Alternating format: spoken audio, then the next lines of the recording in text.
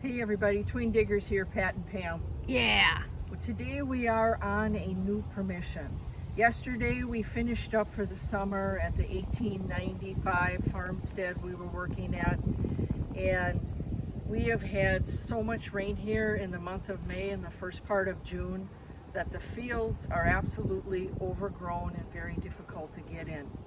So today we actually had someone reach out to us through our involvement with our historical society and said, hey, I've got 3-generation farm property, and I keep getting glass all over in a part of my yard.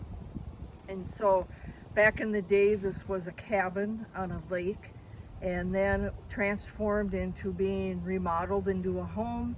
And then the 3rd-generation family actually built their forever home on the property.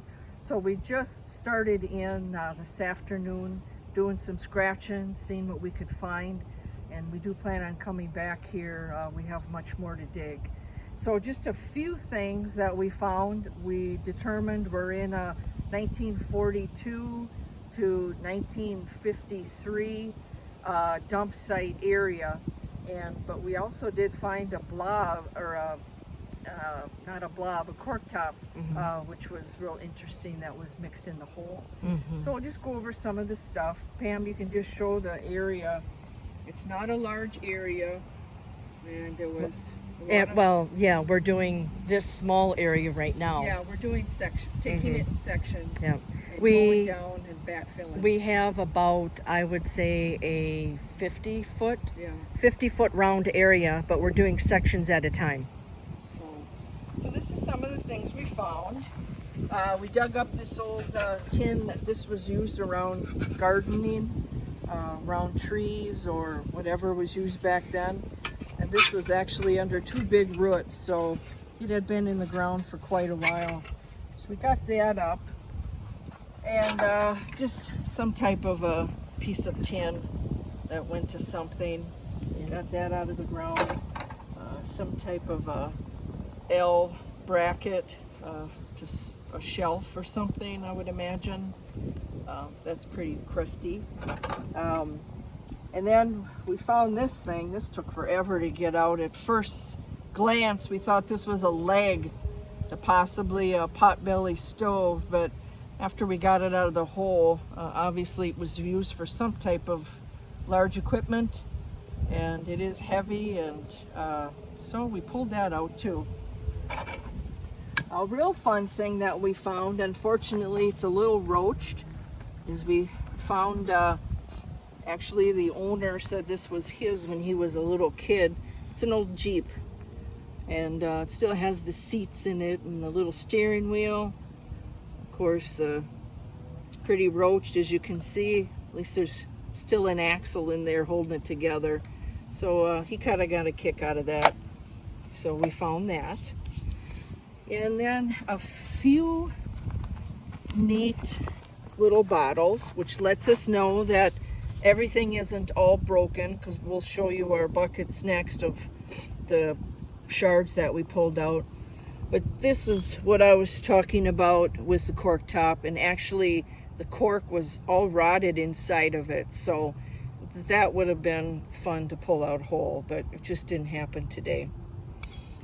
The other thing we found is this milk bottle, and there is some embossing on it. I think it's an M and a K and an L. It might say milk. I don't think it does, but that was a cry or two. The top was hanging out, and I thought it was going to be whole, but it just didn't happen. And then some of the bottoms of the bottles that we found that do date the age of the bottles. This is 1943 over here. And then this is 1952, and it does say Golden Medal Beverage Company. And you can see the old Anchor, for Anchor and Hawking was the manufacturer. And of course, this was made in our state in St. Paul, Minnesota. So we did have some little aging there. We got some old Owens, Illinois bottle. Duraglass. Yep, I think it is. Duraglass. Yeah. Some real nice old green bottles. That's got the square with the C in it, and I'm not sure who the the bottle maker is on that, but I think this was a 7-Up bottle. Kind of looks like it. Does have let me turn it around. St. Paul Min. So I think that was a 7-Up. This really cool old square amber. So we pulled that out. I think this is, we like getting these shards. This was probably a pop bottle. It was kind of cool. Just some more Duraglass that just kind of shows the age of where we're at. And and this one here too. So this is 1950 on it. And so we know we're in that group. This little fun thing, actually some of this we saw was burned. I'm not sure what it was, but it looked like a little plastic toy with the wheels on it. It was some kind of I can't even think of what it is. It's an army tank. An army tank. Army tank, yep. So sorry about that. Got that. And my favorite, this had the top on it. This is a graduated medicine bottle, and they call it that because of the different measurements on both sides of the bottle. And so that was a fun find. This is from 1952. So we have that on there. And this bottle was very unique. And we haven't had a chance to look this up. Had the Bakelite top on it, and then the manufacturer's name on it. See if I can roll it. You got that? I think so. Yeah. You see it? Yeah. It's Burnett and a number 3. Show the top hat on the opening, which is really strange. It's so tiny. Yeah, the little. It's just a little hole. Pat said, I don't know if I'm going to be able to clean that inside or not. But we'll try. And we've never found one like that either. This is our first. Yeah, we'll give it and I'm laying these down so they don't break. Yeah. This thing, and I don't know what it is. It has, I think it is Atlas on there, Hawking Atlas. This thing was absolutely full of black goopy tar, and it was disgusting trying to dig it out with a stick just to see what it was. I have no idea if it was some kind of a paint or what. I'm thinking it was paint because of all maybe the thick oil that was in it. Oh, that might be. Yeah. Sure. And then our other glass finds, we found this really nice milk glass, probably cold cream or something, lip gloss. I don't think so. I think Probably it's cold cream, I would think, from back that time frame. Yeah. This metal tag is very interesting, and let's see if Pam can get it on there. We have not looked this up yet, but it does say it's made of, I think it's rayon. It says film or something on it. Yeah, it has film on it. It says 9 feet. 9 feet and made in the USA, made in the USA. So I'm going to turn it this way if anyone can try to read that. We haven't really done a full cleaning on it yet. I don't know what this was affixed to. I'm not sure. I've never seen anything like that, so we're going to try to do some research on that. And then these are fun. They're like a magnifying glass. This is the inside of an old flashlight. So that came out pretty nice. Couple dings, but these are fun for to do artwork with. One glass shard we think was a drinking glass. Have no idea what that is, but at first I thought it was Ham's beer, but it wasn't. Staying in the back for now. This would have been really a cute lid, this milk glass lid we found all busted up. 2 old Boyd mason jar lids, or the white milk glass inside of the lid. And Boyd was before Ball, so these are old, dated in probably the early 1900s. Just a couple of shards. We had some green pottery and a coffee cup with this really pretty flowering on it. You can barely see it on there, but it came from the same 3 pieces. Of course, we collect shards for our project. And then do you think this one is a crock or something, maybe? Well, Pat? it's glazed, but it looks you know, like it's... it looks like it's the bottom of a plate. Yeah. See the lip on that? Yeah, so I think that's the bottom of a plate. These definitely go together. Sure. Now, this was fun. These old calendar cards that Mom and Dad used to put in their wallets. This is 1953, and it says Union Wire Ropes.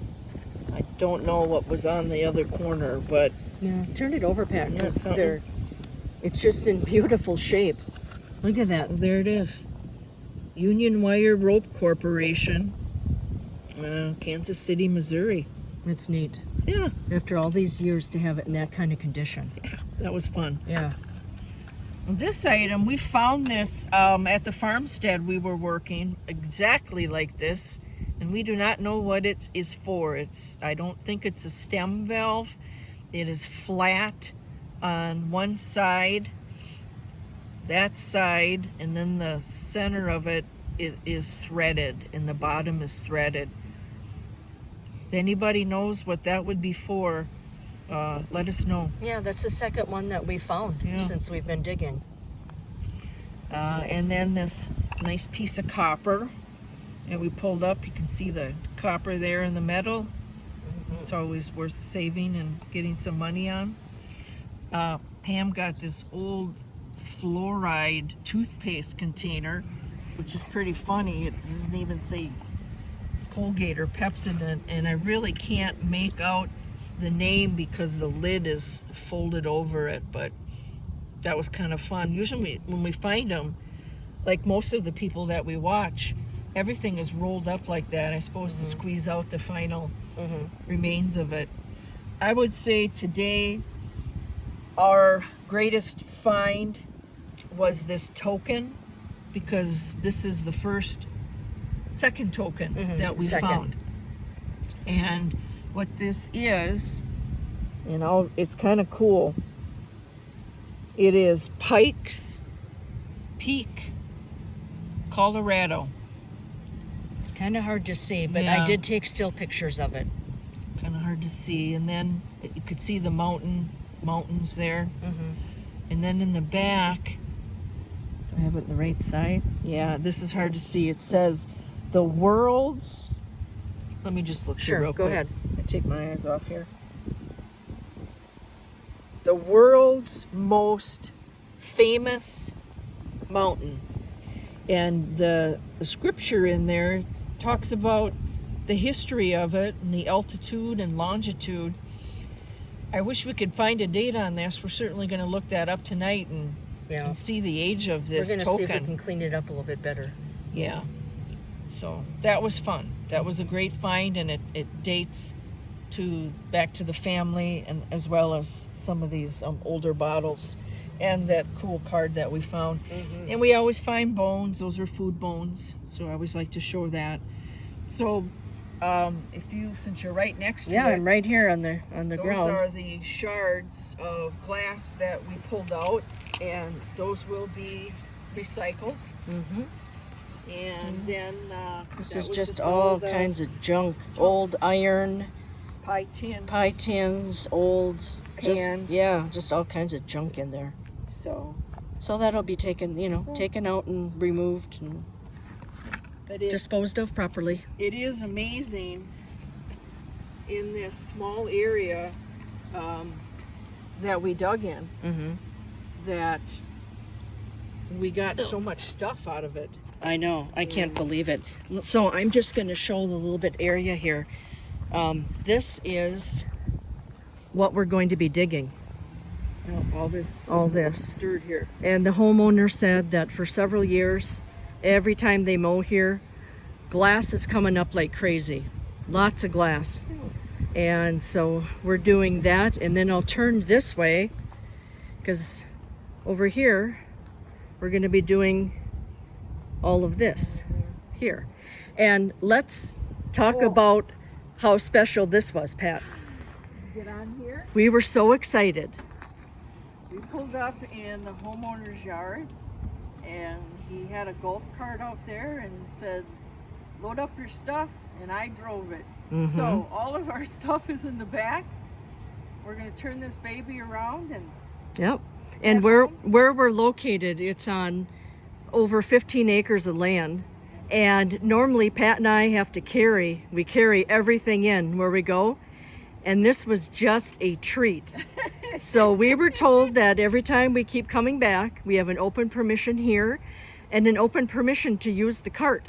So we're pretty excited about it. we'll take advantage of that. You bet. But that's all we have. It's been very difficult getting out because of the weather that we've had, so that's why we haven't been having so many videos. But even though we were out all day yesterday working, today we have enough to make a video, so we did. And I think a lot of the followers and metal detectors and diggers, they get it. You can't find the pot of gold every time you go out. It takes a lot of work and effort. So we're very grateful for this permission. So that's all we have for now. We'll have still pictures on our Twin Diggers Minnesota Facebook page. Thank you everyone for continuing to support our channel. If you have any idea what some of that stuff is, we greatly appreciate it. Take care. Have a great day. All right, bye-bye. Bye.